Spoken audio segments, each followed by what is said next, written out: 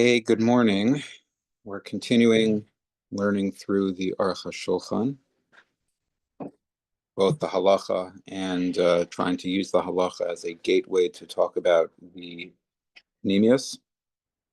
We're in Orach Chaim Siman Aleph Sif Tes, and he's now going to talk about very briefly one of the basic fundamentals and the essential ideas underlying all of halacha and all of Torah, really, and that is the central goal of everything, which is dveikus. And he says, we're commanded to go in the ways of Hashem, hatovim, v'ayisharim, which are good and which are yashar. They're right, they're just, they're straight, they're honest, etc. Shenemar, as it says, v'halachta b'drachav. The Torah says, v'halachta b'drachav. It's a commandment, it's a mitzvah. V'halachta b'drachav. V'nemar acher Hashem Elokechem telechu. Follow after Hashem, your God. V'nemar l'leches b'chol derachav. Mahu chanun afata chanun. Mahu rachum afata rachum. The Gemara in Sota tells us that how is it that a human being can go in Hashem's ways? What does that even mean? It's clearly a metaphor for something because Hashem doesn't walk and there are no ways. So what are we talking about? So the Gemara in Sota tells us that what it means is that we should act like Hashem, or we should act like our impression of Hashem, the way that it appears to us that Hashem acts. So Hashem is Chanun, so we should be Chanun. He's graceful and foregoing and so on. And so we should offer grace and be foregoing with other people. Mahu Rachum, Afata Rachum. He's merciful. You should be merciful. That's how we are v'halachta b'drachav. That's how we go in Hashem's ways. That's how we experience dveikus. Ulehisdamos b'palav hatovim, and to make ourselves analogous, comparable, aligned with his actions. Uvemidosav hayishar, and with his character traits, kefi yochlosenu, in accordance with what we are able to do. That is the Gemara in Sota says, and what it means to be v'halachta b'drachav, which is critical, and that's what really halacha is trying to teach us. It's trying to teach us v'halachta b'drachav. In some ways, in a very, very direct way. Certain mitzvahs are actually just here, be chanun, be rachum, do the things that Hashem seems to do. And others, as the Rambam explains in Mor Nevuchim, others are ways of getting us there in roundabout ways by teaching us certain ideas, by inculcating certain attitudes, by habituating us to certain kinds of character traits, by cultivating certain kinds of societal attitudes or societal graces and customs. All of those things are there to get us to the point of the halachta b'drachav. And it's a mitzvah saseh to connect, to be attached to Talmidei Chachamim and the students of Talmidei Chachamim, kedei lilmod ma'aseim, to learn their ways. Shenemar uvo tidvakun, like the Torah says, you should be misdavek with Hashem. And the Gemara in Kesubos asks very famously, v'chi efshar lo la'adam l'hidavek b'shchina, is it possible for a human being to be misdavek with the Shechina? We read in last week's Parshas Mishpatim, the Shechina manifests in an essential way as an Eshocheles, right? It's a consuming fire, and that's also just a physical manifestation or a physical revelation, a gilui of the Shechina in somewhat of a physical form. But you can't be misdavik with that, can you? The Gemara says. And so the Gemara says, oh, well, the way you're misdavik b'Shechina is elahidavik b'chachamu v'talmidim. Connect with Chachamim and connect with Talmidei Chachamim, scholars, tzaddikim, and so on and so forth. Connect to Torah, connect to them. So I just want to stop for a minute and just explore this a little bit. First, the idea of a halachta b'drachav, which is a form of dveikus. How is it that v'halachta b'drachav achieves dveikus with Hashem? That's number one.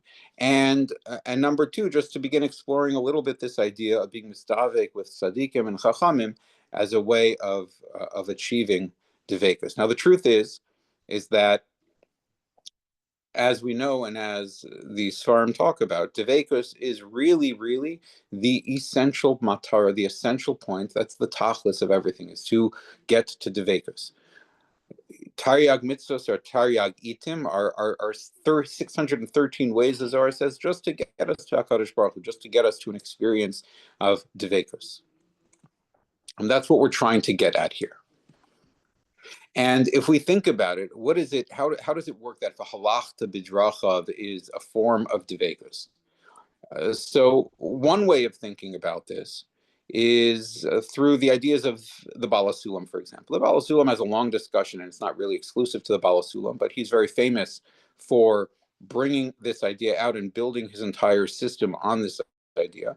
The Baal HaSulam says that he asks a question. He asks, how is it that we can become like HaKadosh Baruch Hu? What does that mean to become like HaKadosh Baruch Hu? What does it mean to become close to HaKadosh Baruch Hu? Right? Karav Hashem l'chel karav. What does it mean to be close to HaKadosh Baruch Hu? We can talk about closeness in terms of physical things. I say that I'm close to the table because I'm in physical proximity to the table. And the further I am away from the table, I'm further from the table. And the further, in terms of spatial distance, I'm closer to the table, then I'm close to the table. And I'm karav or rachok in terms of physical space. We can talk in terms of time. I'm closer or further away from a particular event, something that happened in the past, something that's going to happen in the future, depending on how far temporally in time distance I might be. But that is all only applying to things that exist within the space of time and space. HaKadosh Baruch Hu doesn't exist in time and space. The essence of HaKadosh Baruch Hu, atzmuso yisbarach, which is not something we can actually talk about or access, but nevertheless, we are told vidav kabo, to be mistavik with HaKadosh Baruch Hu, not only with HaKadosh Baruch Hu as HaKadosh Baruch Hu manifests in this world, but also with HaKadosh Baruch Hu, the essence, the penimius of the Shekhinah that manifests in this world, which is Atzmuso Yisbarach. How can we be mistavik with the Atzmus of HaKadosh Baruch Hu? How is that possible? That's something that exists before time and before space, before there's a tzimtzum that creates time, and before there's a tzimtzum that opens up space for anything to exist spatially. How are we mistavik with that thing? So the Baal HaSulam talks about the idea of Shinui Hatsura and Hishtavus Hatsura. Shinui Hatsura, when it comes to spiritual things, or in a spiritual sense, things are close and distant from each other, based on whether they are essentially more alike or essentially more different from each other. You can think about this in terms of spiritual closeness even in this world, right? If I talk about how close or far away I am from my spouse, from my wife, I could talk about it in terms of physical proximity. If she's sitting next to me, we're close. If she's down the block or at home while I'm at work, or she's at work and I'm at home, then we're further away. And if I go on a trip, then we're even further away. That's true in a physical sense. But if we talk about spiritually, what does it mean for my wife and I to be close? It means that it's not dependent on physical distance. How close are we? Well, it doesn't really depend. Spiritually speaking, how close are we? It doesn't depend on how physically close we are. How close am I to my children? We can talk about it in terms of physical distance, but we can also talk about it in terms of spiritual distance. Are they present within me? Am I aligned with them? Are we aligned with each other, no matter how close or far we are away from each other? That's Hishtavus Hatsura. How much are we in line with each other? How much are we connected internally, Bekesher Penimei, with each other? That's Hishtavus Hatsura. That's closeness in a spiritual sense. Shinui Hatsura, misalignment, means that me and my wife could be sitting right next to each other, but if we're not aligned at the moment, then we're not going to be close with each other, spiritually speaking. We can be physically close to each other, but spiritually we're very out of whack at the moment. And then there's distance. And in fact, when there's spiritual distance, the physical closeness can become unbearable. So that physical distance and closeness and spiritual distance and closeness can work in opposite directions from each other. But the essential point is that closeness, devekus, kesher, karov, being karov and rachok from something, in a spiritual sense, the Baal HaSulam says, is about alignment with each other's tzura. So what's the tzura of HaKadosh Baruch Hu, and what's our tzura? Our tzura is our neshama, which is a chelek elokam imal. And the idea is to make that more aligned, more in tune with HaKadosh Baruch Hu. How do we make that more in tune with HaKadosh Baruch Hu? The essence of HaKadosh Baruch Hu. The essence of HaKadosh Baruch Hu is inaccessible. But the way the essence appears to us and is revealed to us, which in and of itself is an intentional revelation, HaKadosh Baruch Hu chooses, I want the essence to be revealed to you in this way, through my actions, through my midos, through the ways that you process my presence in the world, through all of the ways I seem to interact with the world. That is my essence as it appears to you. And aligning yourself with that essence, aligning your essence with that essence is chibur, is devekus, is kesher to me. Now that means, though, of course, that it has to be actually aligning internally in a spiritual level, not just aligning externally on a physical level. So when we say v'halachta b'drachav is to lihisdamos b'pulosav hatovim midosav hayisharim, it's not just about actions. God does nice things, I do nice things. God is right. Rather, it's mahu chanun afata chanun, mahu rachum afata rachum. Chanun rachum, that's an internal state. I can express something that looks like mercy. I can act merciful, but that doesn't mean I'm chanun and rachum. I can act. I do this all the time. Probably other people do this all the time. I can act foregoing. I can act graceful in the sense of I can be forgiving. I can be tolerant, etc., etc. I can act that way, but in the inside, I'm boiling and I'm just trying to hold it in and try not to express that outwards. And that's a good thing. Al derech musar, that's important. But we should appreciate that that's not hishtavus hatsura, because my tsura, my chomer, is acting. My chomer, my outer form that I take, my actions are acting in a certain way. They might be foregoing, they might be patient, they might be merciful, they might be slow to anger, and so on and so forth. But inside, I'm boiling. Inside, my neshama is not functioning that way. That's not hishtavus hatsura. That's hishtavus hachomer, perhaps, but not hishtavus hatsura. However, by aligning my tsura, by bringing my tsura along with that, now I'm becoming more in line with the midos of HaKadosh Baruch Hu, the midos, not the actions, not the externalities, but the tsura of HaKadosh Baruch Hu, at least to the extent that we appreciate it and we connect with it. Now I'm aligning with that, and that's devekus. That's connecting to, that's becoming attached and connected to the essence of HaKadosh Baruch Hu as it's revealed to us through Hashem's midos, through Hashem's actions, through Hashem's revelation within the limited framework that we can appreciate in this world. And so that's one way of thinking about what it means to be mistavik through v'halachta b'drachav. Why are we being v'halachta b'drachav? Another way of thinking about it is much more in line with just basic ideas within the Arizal, and that is that when I am chanun or I am rachum, what's happening is that I'm channeling, so to speak. I'm channeling and I'm activating, I'm manifesting, I'm creating, or I'm putting out there into reality. I'm making real. I'm the mishava of that energy within this world. If I am chanun v'rachum, then rachmanos is happening. Rachmanos, the energy of rachmanos, the life force, the or that's called rachmanos, is now being expressed and activated and manifested within this reality down here. That connects me directly to where that comes from. My rachum, my rachmanos, my chanun, my erech apayim, whatever it happens to be, whatever midah we're going to identify that I am engaging with at any given moment, I am directly connected to the source of that midah because nothing exists on its own. My expression and feeling of rachmanos is not independent and it's not mine. It's being channeled from its shoresh through me and expressed through me because I'm just a merkava l'shkin, I'm just a kli for that or. And in this way, I become directly misdavig with the shoresh of that or, with the or itself, which is HaKadosh Baruch Hu, in that form, in that aspect, in that sense, in that bechina of that particular midah.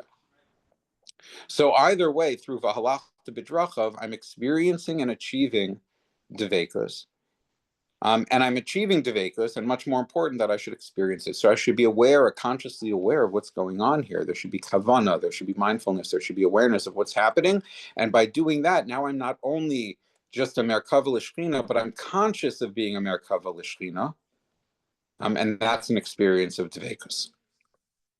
The Gemara in Ksubas then tells me that a way of experiencing Dveikus, because again, we can't connect to Hashem's essence, so we're connecting through V'halachta b'drachav. Another way of connecting to Hashem's untouchable, unknowable, inaccessible essence, his mohus, his atzmos, so to speak, kaviyachol, is through Dveikus with tzaddikim, b'chachamim, with talmidim. The Aruch HaShulchan goes on and highlights three different ways in which that functions. Number one, have misavek ba'afar raglehem. How do you connect with talmidim and chachamim? Number one, you should be misavek ba'afar raglehem. You should cling to the dust of their feet. You should roll in the dust of your feet. Misavek also means to wrestle in the dust of their feet. Number one, it involves a sense of bittul and humility in the face of the tzidkus and the wisdom and the Torah knowledge offered by Chachamim. It's bittul hayesh in the face of that. And also, it involves a sense of wrestling, the avak raglechem, of struggling, of not just being entirely, completely passive. It's a combination of both bittul, which is nullification of ego in a sense of an unhealthy sense of self, but at the same time, it's not to sit in the dust of their feet; it's to wrestle in the dust of their feet. Now, the Nitziv writes that it's about struggling with their ideas. It's about grappling with their ideas. It's about grappling with others about their ideas. V'shosa b'tzama es divreihem, and you should drink thirstily their words. Drink their words with a thirst. We talked about thirst before. With a thirst. I need it.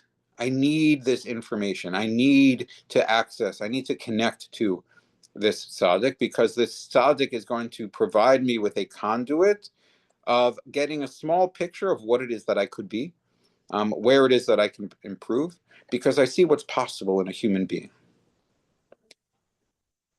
V'ne'amar, and it says in the pasuk, "Holech es chachamim is chachem." If you walk with chachamim, you yourself become a chacham. Surrounding yourself with experiences of kedusha, of tzidkus, an environment that cultivates that has an effect of elevating a person and bringing a person up. What does that do? That means that by connecting to a tzaddik, connecting to chachamim, which the Gemara tells us is a way of connecting to HaKadosh Baruch Hu. Why? Because HaKadosh Baruch Hu is Torah. Kudsha Baruch Hu v'oraisa chad, who the Zohar says. HaKadosh Baruch Hu is Torah. Torah is the most essential reflection of the mochin of HaKadosh Baruch Hu, kaviyachol, so to speak. The Torah is the ultimate primordial reflection of the Ratzon Hashem, both in the form that we have it and in higher forms that exist and are the building block, the framework for creation. Bereshis, shehu Torah, bara Elokim es hashemayim es haaretz, b'Torah shenikra Reshis. By connecting to Torah, I connect to HaKadosh Baruch Hu, and I can connect to Torah through those who live Torah, through those who are just obsessed with Torah, whose entire lives revolve around Torah. Now, v'ne'emar ashrei ha'ish asher lo halach b'atzas rishayim, and it also says, don't go with rishayim, don't follow the advice of rishayim, don't follow the suggestions of rishayim, follow the chachamim. This is important. This is how you achieve Dveikus, and this is why. It's not just practical in the sense of, well, if I follow Rishayim, then I'll get bad advice and I'll be drawn into bad things. If I follow Chachamim, I'll get good advice, I'll be drawn into good things. Connecting to Chachamim is in of itself a form of connecting to the manifestation, expression, the reality of Torah as it exists within our world and as something we can connect to. In Kalim, that are graspable, that we can have a hasaga of.